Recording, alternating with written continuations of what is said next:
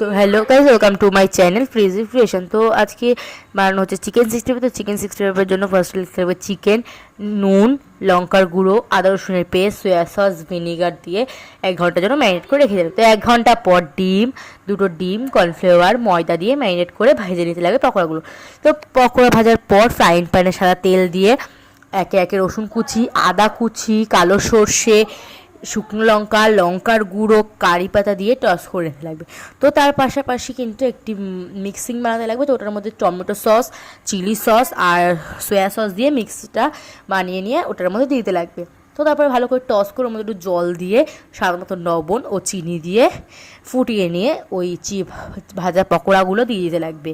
তো ভাজা পকোড়াগুলোকে ভালোভাবে টস করে নিয়ে সার্ভিং প্লেটে সার্ভ করতে লাগবে।